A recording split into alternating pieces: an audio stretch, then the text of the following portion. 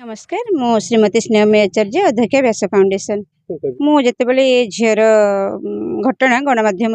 देखा पाइली मुझे सागे सागे विव्रत हो जाती जो दिन मु 9 जन मानसिक भिन्नक्षम रोगी को पारादीप नेली से दिन माँ को देखा करी भेटी से दिन से माइंड मेकअप कर झील को चिकित्सा छाड़े कि न छाड़े तापर से काउनसिलर सहित कथा होती सब सांबादिक भाई मान सहित कथा होती आम जो युव समाजसेवी शिशिर कुमार कर भाई सहित कथा मो विषय से संपूर्ण जानापर से निजे तरफ आग्रह प्रकाश कर आसती प्रस्तुत होगी ट्रिटमेंट पाई नापाई मुझे चाहूँगी से माँ ता सहित जातु भल हस्पिटाल मो किम्स मैडम को सहित कथा एससीबी डॉक्टर सहित कथा मुझे जत्पर्नस्ते चेष्टा करी से झील केमती सुस्थ हो कहीं ना +2 पाठ पढ़ुला झीटी मुझे सहित कथा होती से भी एत मेड जना पड़ूनी से समस्त कथा रेस्पॉन्ड करुच्ची कथा बुझुची अल्प दिन ट्रिटमेंट हेल्ले भल हो माँ मत कोऑपरेट करती मु निश्चित भल कर माँ पाखक फेरेबी एति मोर मो प्रभु मोर एति भरोसा अच्छी आपण मैंने जानते व्यास फाउंडेशन आज को 500 ऊर्ध्व मानसिक भिन्नक्षम रोगी को थैथान कर चिकित्सा सेवा जोगे किसी रोगी को भल कर परिवार को फेरई एभली घटना मत बहुत विव्रत करथिला मो पारादीप आसती माँ सहित देखाई आगामी दिन में मुझे ट्रिटमेंट करी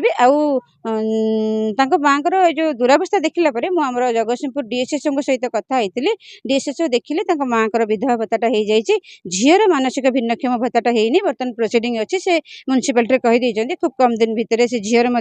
भिन्नक्षम भत्ता हो घरटा नहीं से पठे स्टाफ मान से घरटा इनक्वारी कर जाइए खूब कम दिन भितर घरटी अति निकटरे घरटा मुझे कहबी जे गणमाध्यम चतुर्थ स्तंभ मान जदि न थांते ये घटना घटना ही रही जाता तार कौन निष्कर्ष बाहरतानी कि समाधान बाहरतानी मो हृदय कृतज्ञता जनइबी धन्यवाद जनइबी मोर पारादीप अंचल समस्त गणमाध्यम भाई मान को जे एत गलिकंदी को आसिकी ये घटना जाक लोकलोचन को आणुचंती माध्यम समाधान तुरंत हो जापी आउे से दीर्घायु कामना करी और कलम मन शाणित हो भगवान पाखे एति प्रार्थना करी शुणु आज्ञा माँ मन झीटा जदि गोड़ खोलीदेला बेलू माँ कहते कड़े चली जाऊँगी कौटी पलाऊँ माँ जदि न पाइब झीटा जब रास्तार सब गाड़ी घोड़ा यातायात करुच्ची आजिकल आपने जानते साधारणतः पुरुष मैंने कौन एमती कम को राक्षस पुरुष अच्छा से कौन भल मानसिक भिन्नक्षम रोगी को छाड़ू ना कहीं आप देखते केते मानसिक भिन्नक्षम रोगी गर्भवती हवा घटना आपण मो द्वारा आपने देखी माँ निश्चित भाव में भय करुवे मो झीटी कड़े पड़े कौटी गोटे असुविधार शिकार हो काले मो झी प्रति किसी असुविधा हो तेणु माँ कहवा कथा मो दुखर सह जेहेतु स्वामी ना छोट छोट पिला दीटा झीर दायित्व नापी कहीं ना तेणु से बाध्य झीटी को परिस्थिति पड़ी गोड़े शिकुड़ी बांधी से चिकित्सा प्रस्तुत अच्छा मो सहित जीवे चिकित्सा कराइबे झी को मो ना नलिनी स्वाई मु 14 नंबर बस्तीर लोक मोर झुआ ना ज्योत्ना स्वाई मो स्वामी मरीगला वर्षे है मो झुआ 6 वर्ष है पागली मु एससीबी रु औषध दौली एससीबी भाई मैंने मोर दुर्बल अवस्था देखिकी समस्त मते बटिका पुड़ाई दे दिखती कह मौसी तू यही ट्रिटमेंट रे गले तो झुआ भल हो मु 6 वर्ष है देउची हेले मो झुआ भल हो पारुनी मु देखिली जड़े भाई खाया दवा को आउला पगला पगली की मो जा ता सांगे कथबार्ता है मो झुटी की नहीं टे भल कर दिए मो झुआ कहला मो झीआरी अवश्य नुह से जड़े मो पाख पड़ुची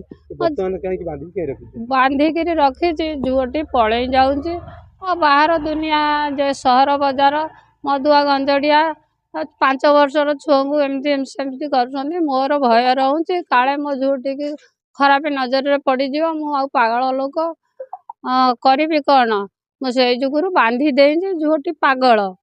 अधिक पागल अवस्था दौड़ुची आडू साडू झुआ को नवा को आई मैडम जने से भल करी छाड़े बोली कहते मोर भी तांकर विश्वास अच्छी नियंतु मो झुआ को भल कर छाड़ू चलुची मो टंका 2-3 हजार रोजगार करी से मोर 4टे छुआ मोर अभाव अनटन से छुआटी किणिकी औषध मुझे पारूनी जदि नेता मानकर प्रेसर पड़ जाता मेडिकल उपरे कि नेता माने सहयोग करते मो झील टिके भल हो जाता मैडम जी सहयोग करुँच आम काउंसिलर आउ म्युनिसिपालिटी जदि जोगाजोग करता से ताहले मो झीलटी भल हो जाता मैडम जो परिश्रम करते थर आइले भल करने को चाहूँ मो माँ होकर आगू कहीं हाथ न बढ़ेबी मो छुआ भल न हो बोली।